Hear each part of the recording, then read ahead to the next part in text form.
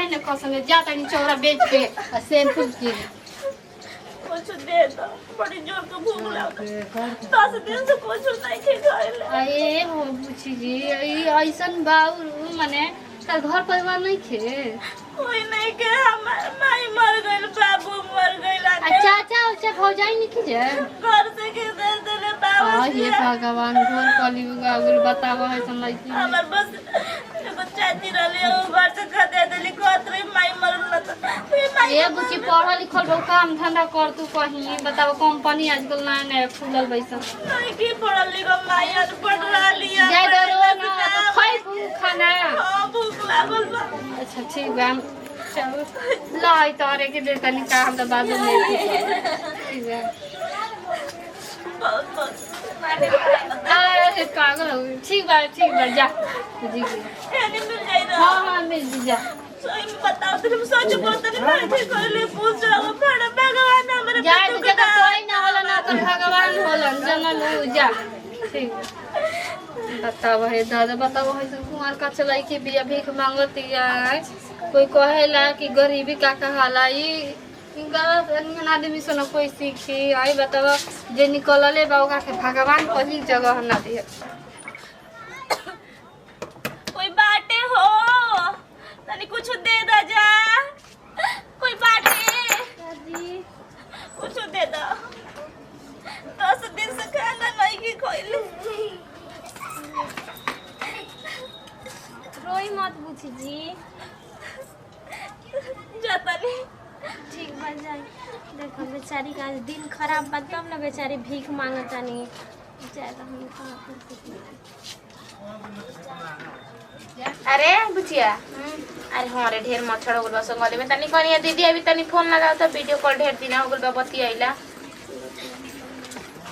वो जलेने से फोन ना चाची करना हो ए भौजी ए चाची जो लागत तन मेरे कुछ दे दो। का दे दियो का भइल बा तारन जानी के दुख सुख का परल बा कुछ के आइल बा भीख मांगे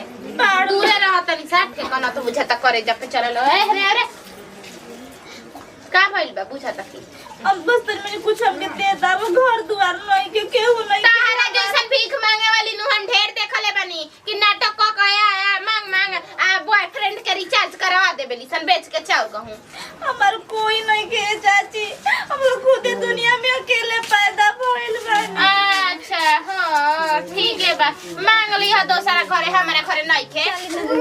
हमार मरद हाड़ पहाड़ कमा के लेवत हम सब कोई के भीख दे दे लुटैले चली का काहे मौगी बस मी तरब कहां से बोला तारू दे दे अच्छा बड़ी तहरा मोह लागल बा लिया के काहे ने सब अपने जाके घरवा रख ले नहीं तो खालिए नु बा बियाह करा दे देवे के बता दे हिया नहीं के देख त बेचारी के काहे तना बोलता नहीं जी बड़ी फाइल बहुसा सब मेली ना देबे वाली कहता ना धनी मनी खैला लुटा जा दोसरा घरे ले जाओ ए जाओ जा द्वार पे दोसरा घरे रुआ ना ना ई लड़की के बेचारी बिया कहां तारू अपन लड़के के तो देल ही बारू मोबाइल तो तहार का नाम का बा आई हम लइके लइके बतियावल लिया हां बतिया बतिया के तोहरा के खूब सुन ले बनी तोहरा के त कहते रहन जे खलन वाले धराइलु कहां से ना भगवान जोकरा आगे उतार दे। अच्छा भगवान तारे एथु में बसेलन खोड़ी में ना जे तार भगवान सुनेलन चले गन जे काहे लागत हां दिन दिहाड़े उल्ले तू उठाई हां सबका काहे लड़त नहीं जरा गल हमें के तो भगवान खुद ऐसे जा कर देले बाबा। बुच्ची मत रो जा अपना घरे दुआरे ठीक बा घरे खाने देख चाची भतीजे जो भी बात कुछ कह दे वो सही मिल बांट के रहा नहीं के करे वाला नहीं आ काट कर लई के बहुत से हो गल त भगवान हमारे पे सरकार न्याय करो। नहीं बाबू नहीं खा कोई नहीं खे जाए दुनिया बताओ ये भगवान बताओ तू ऐसे ही हुआ दुश्मन के आदमी ना इस धागा में आज रे बेचारी के आजकल दिन बिगड़ल बा तब ना ऐसे आज अगर भिक्षा देवे मगर चलो दूसरा के का बताओ झगड़ा नहीं नंबर 1 एगो का जरूरत रहे भौजी बताओ ए बुच्ची जी एगो त आई ना जल्दी आई बे तो कहां का ना धरी अब गाड़ी हो हां बोल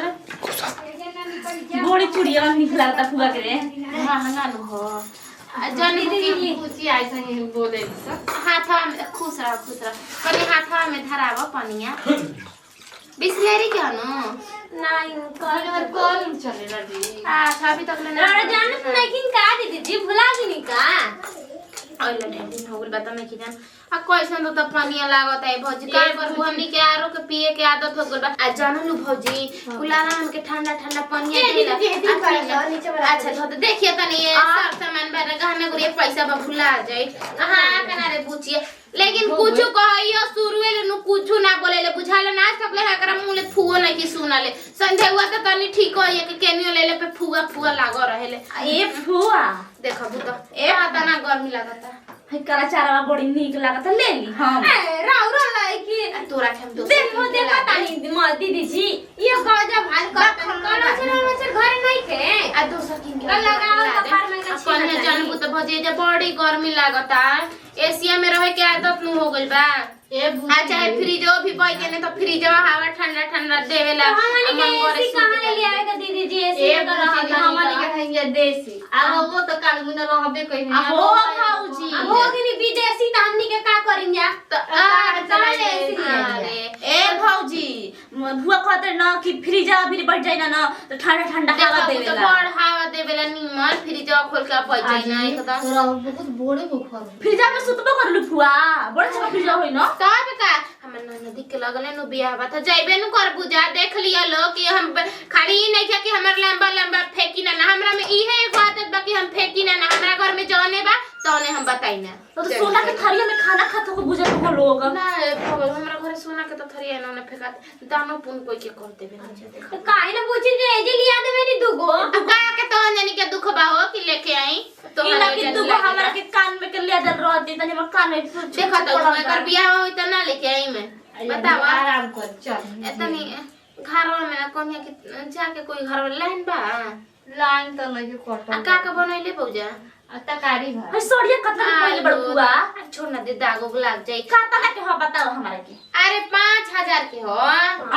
बिना 5000 के नीचे हम ना पहनी ना जानजी हो आज ये संसारिया तो 500 के मिले लगवा में आवे ए 200 को साड़ी कांगे नहीं खे ठीक ला उहे ना ना कुछ कोनिया त हमरा से ना खाई दे तनी पनीर मंगा के बना दे तू चाहे मुर्गा मछली पैसा कहां से बाजी अपन पैसा के जान तनी भाजा भाजा के ए इसे तो जानी घरे हमरा आवे के मन ना करे पनीर बा दीदी जी पाव भर ले जिना तो 100 अरे फुआ फिर पैसा होई दे दी हम सोचनी जब दान करे तड़ी तो पैसा ठीक है लगा बल्ला जा हो बात तो मन के ना जीजा जी, जब अपने मने करे के बताए तू का बा डैडी इनका पैसा मत दे अरे रह दीजिए अरे करू को तो परसवा ले रे तोरा के कान में के लाइल बानी का कान में के कल तोरा माई खाती है तोरा खाती ना हा